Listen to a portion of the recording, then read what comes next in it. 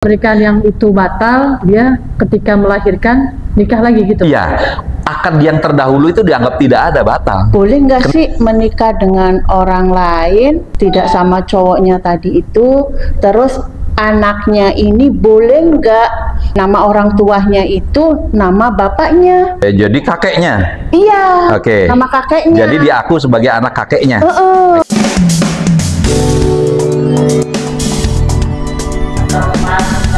Waktu dan tempat makin memperkenalkan.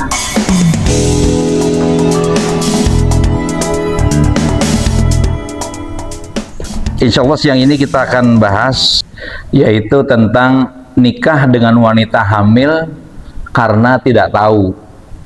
Wala yahillu lahunna ayyaktumna ma khalaqallahu fi arhamihinna in kunna yu'minna billahi wal yaumil akhir. Ayat tadi diterjemahkan tidak boleh mereka menyembunyikan apa yang diciptakan Allah dalam rahimnya jika mereka beriman kepada Allah dan hari akhir. Kemudian mari kita lihat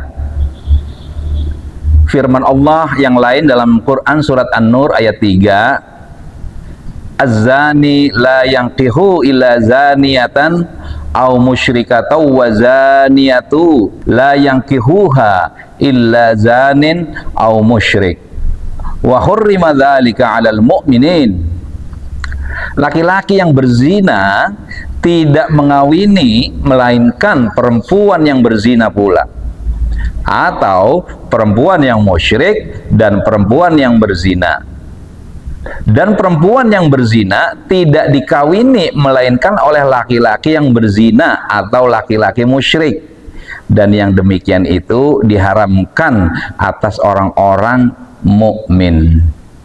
Kita baca lagi surat Al-Baqarah ayat 228 potongannya. Wa bu'ulatahunna ahaqqu biraddihinna fi dzalika in araddu islaha, dan suami-suaminya berhak merujukinya dalam masa menanti itu jika mereka para suami itu menghendaki islah, ya, perdamaian. Ayat-ayat yang tadi dibacakan Ibu itu adalah sebagai dasar-dasar nanti kita untuk mengistinbat masalah, mengistinbat hukum, bagaimana keadaannya seseorang yang sedang hamil, yang sudah hamil kemudian nikah, ya. Mari kemudian kita lihat sebuah hadis dari Uqbah bin Al-Harith. An Uqbah bin Al-Harith annahu tazawwaja ibnat Abi Ilhab bin Aziz fa'atathu imra'ah faqalat. Jadi Uqbah bin Harith menikahi seorang perempuan, ya, anaknya Abi Ilhab bin Aziz. Lalu kemudian setelah menikah itu ada seorang perempuan yang mendatangi Uqbah bin Harith ini, dan dia berkata, faqalat inni qad arda'tu Uqbah wallati tazawwaj. Sungguh aku pernah menyusui Uqbah dan wanita yang dinikahinya itu.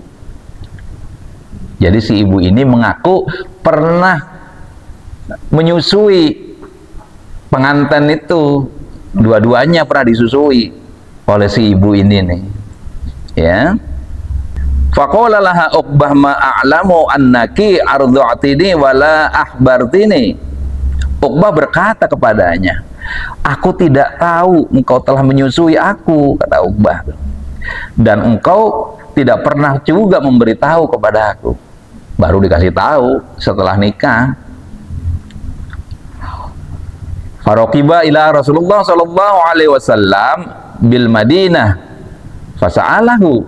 Kemudian ia pergi menemui Rasulullah, ya, di Madinah. Lantas dia menyampaikan fasa'alahu, menyampaikan persoalannya kepada Rasulullah.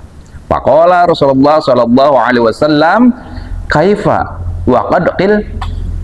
Rasulullah menjawab, bagaimana hal itu telah dikatakan.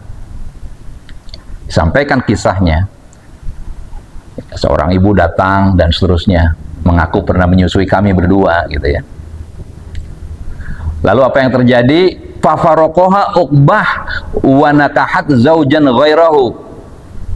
Kemudian Uqbah bercerai dengannya. Wanita ini diceraikan oleh Uqbah, baru nikah tuh.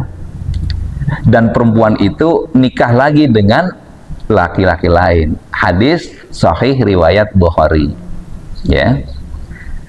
Dari situ kesimpulannya kita tahu bahwa saudara sesusu itu haram untuk menikah. Ya. Ada lagi hadis dari Rubayyi bin Muawwidh an Ar-Rubayyi binti Muawwidh bin Afra annaha ihtala'at ala ahdin Nabi sallallahu alaihi wasallam.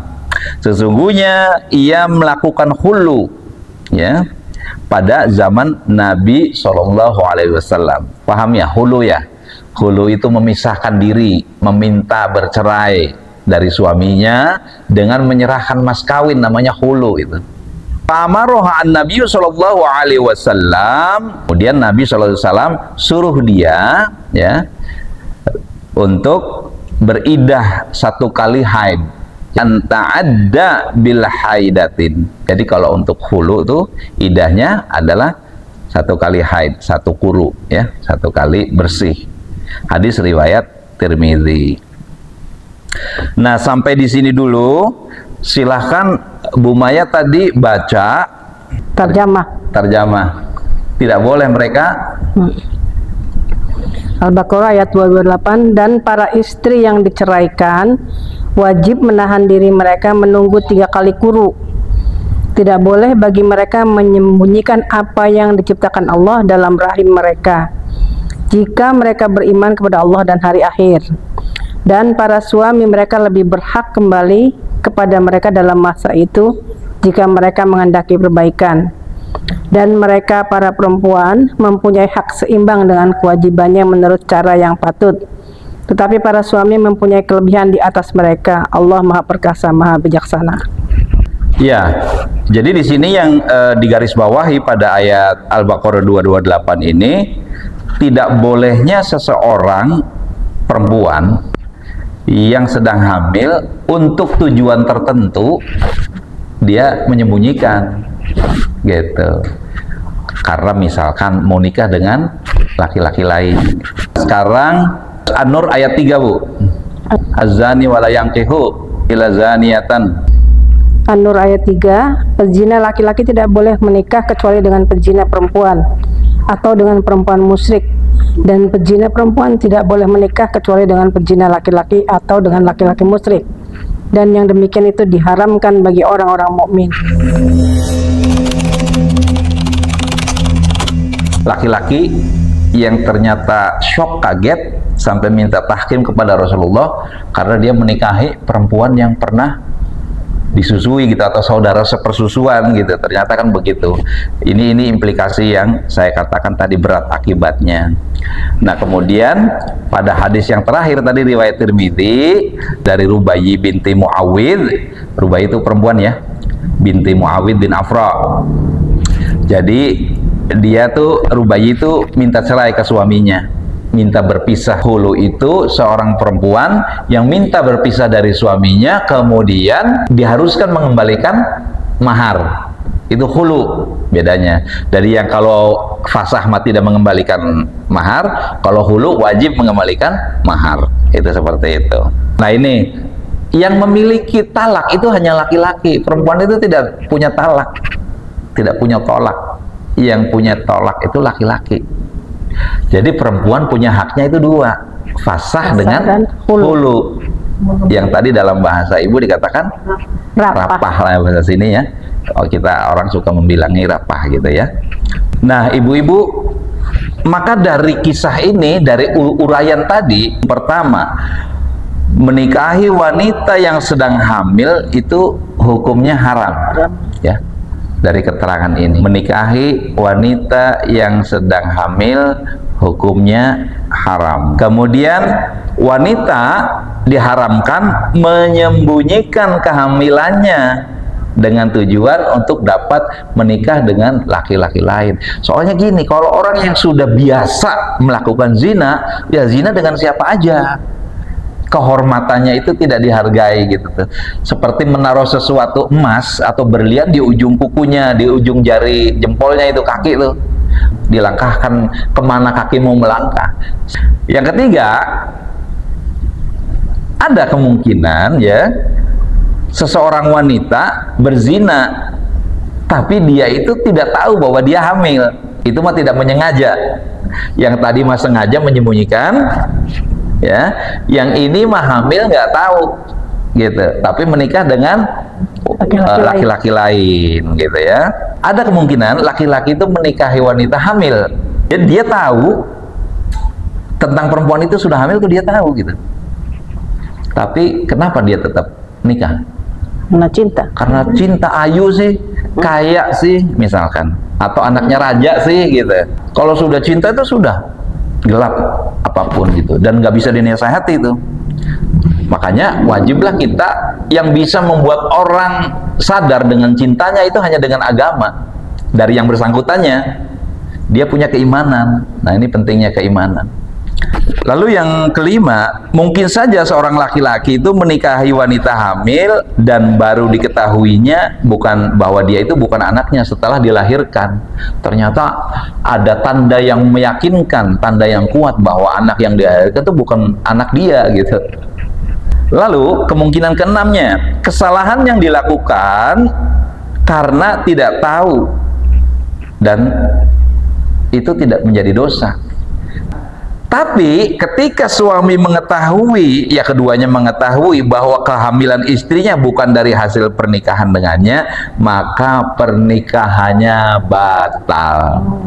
Kesimpulan dari uraian-uraian ayat-ayat dan dalil tadi, menikahi wanita hamil karena tidak diketahui bahwa dia hamil itu tidak dosa. Jadi menikahi wanita hamil karena tidak diketahui kehamilannya tidak berdosa, tapi pernikahannya tidak sah. Jelas nggak, Bu? Kalau anaknya anak dia gitu, iya tetap harus nikah. Karena ketika hamil itu nanti dalil-dalilnya masa idahnya orang hamil itu adalah ketika dia melahirkan. Itu.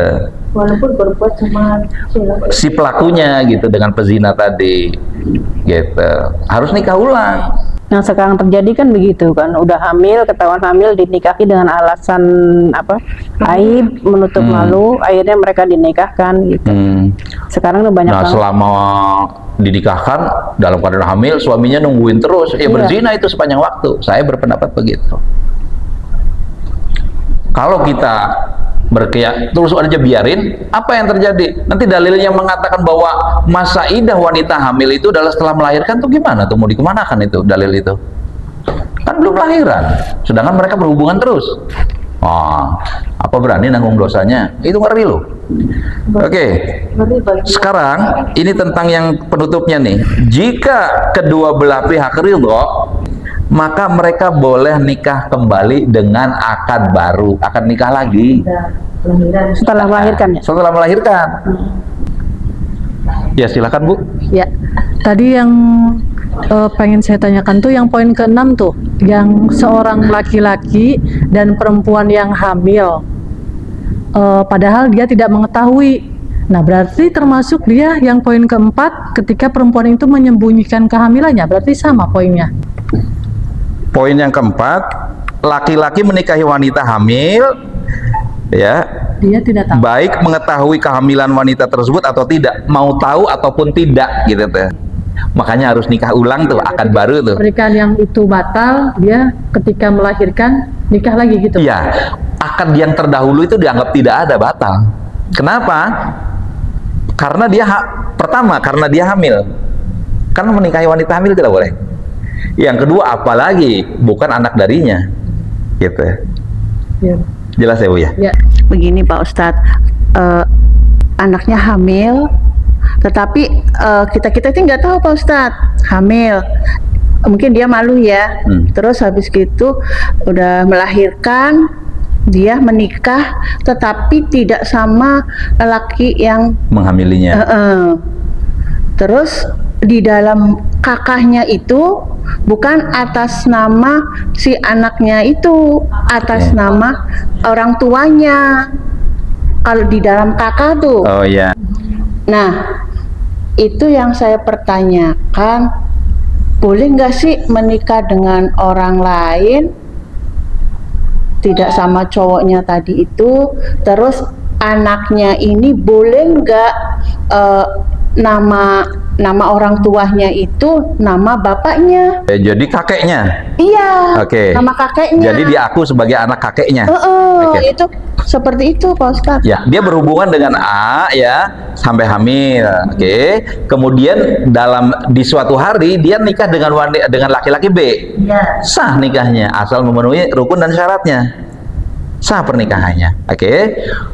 Pertanyaan berikutnya, persoalan berikutnya adalah bagaimana ketika anak yang tadi terlahir itu disandarkan pada selain bapaknya, yaitu kepada kakeknya kan, itu haram. Ada larangannya jelas. Dilarang kalian itu memanggil anak-anak. Jadi jangan ada larangan seseorang anak itu mengaku-ngaku anak dari si fulan padahal dia bukan anak biologisnya. Tapi pertimbangan saya nih, kalau sekedar yang sifatnya administratif untuk kepentingan tertentu, misalkan karena aturan negara, karena undang-undang, itu hal lain. Yang penting kita itu sadar betul, tiap orang Islam, bahwa tidak boleh seseorang mengaburkan, menggelapkan nasabnya. Paham ya Bu ya? Saya anaknya Pak Ali, saya nggak ngaku, ngaku anaknya Pak Imron, padahal saya anaknya Pak Ali, gitu kira-kira. Udah jelas Bu? Tapi nanti orang tuanya itu ngasih tahu Mic-nya ya, kasih, Ma. kalau bapaknya ini si A gitu ya. Oh iya, berkewajiban orang yang tahu memberi yang tidak tahu. Anak kecil kan belum tahu nih, ya kan? Suatu saat harus dikasih tahu. Suatu saat harus dikasih tahu dia. Kalau orang kitman tuh menyembunyikan kebenaran, menyembunyikan al-haq, dia diancam oleh hukum. Terus ada lagi Pak Ustadz. Ya Ibu silakan. Ya maaf ya. Kalau menyembunyikan pernikahan itu boleh nggak sih? Setahu saya nih Pak Ustadz, kalau orang menikah itu ya kanan kiri teman-teman semuanya tuh tahu ya gitu kalau si ini udah menikah gitu. Tetapi ada seseorang menyembunyikan, bener nggak sih kamu tuh nikah sama si ini? Udah jangan didengerin kayak gitu boleh nggak sih? Dosa nggak sih? Coba seperti ini aja, Bu Iis menikah sama si A. Bu Iisnya jawabnya, jangan didengerin ada orang ngomong kayak gitu. Itu dosa nggak? Dosa nggak si perempuan yang ngomong udah jangan didengerin gitu ya. Dosa nggak? Pertama, tentang seseorang menyembunyikan pernikahannya dengan yang lain, dengan seseorang yang lain, atau menyembunyikan status hukumnya bahwa dia telah menikah dengan orang lain. Itu suka terjadi di sekitar kita. Oke. Sekarang kita lihat aturan hukumnya, bahwa agama memerintahkan, ini hukum dasarnya, untuk seseorang itu mengabarkan kepada yang lain tentang pernikahannya, gitu kan?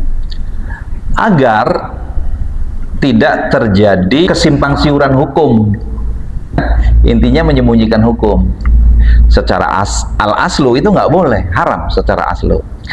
Tapi kemudian dalam kajian sosial nanti kita bisa pahami lagi Bu, di Indonesia atau di negara timur lainnya, orang yang biasanya yang begini tuh yang poligami Bu, ya, yang poligami itu ngumpet-ngumpet, nanti takut terkena aturan dipecat.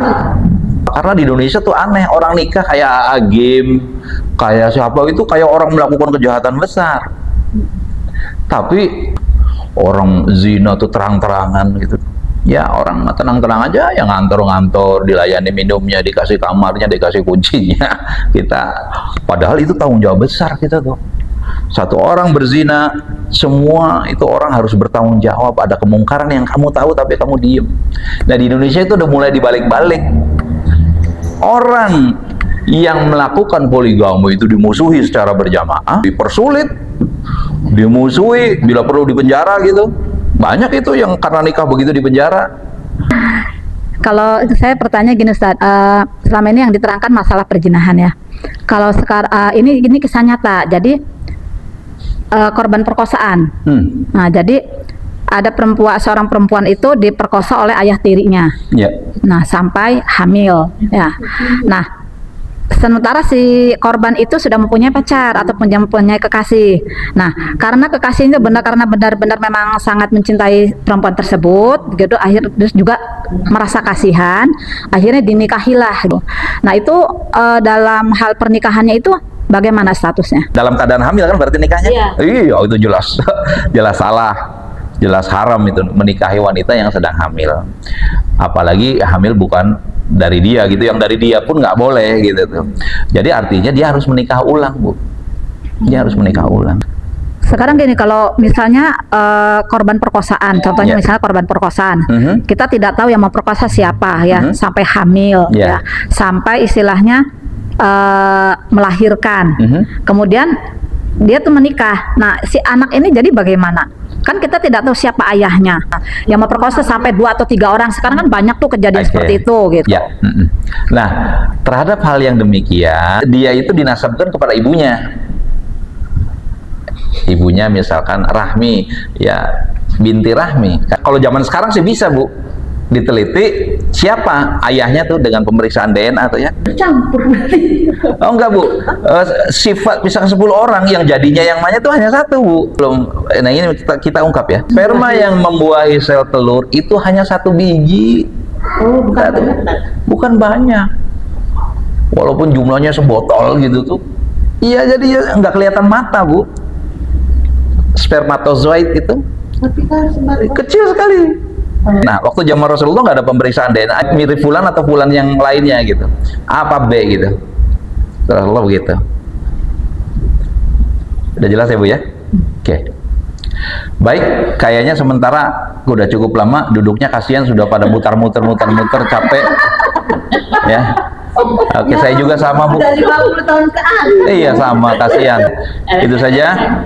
Mari kita tutup dengan doa Rabbana la tuzigh qulubana ba'da idh hadaitana wa hab lana min ladunka rahmatan innaka antal wahhab. Rabbana atina fid dunya hasanah wa fil akhirati hasanah wa qina adzabannar. Assalamualaikum warahmatullahi wabarakatuh.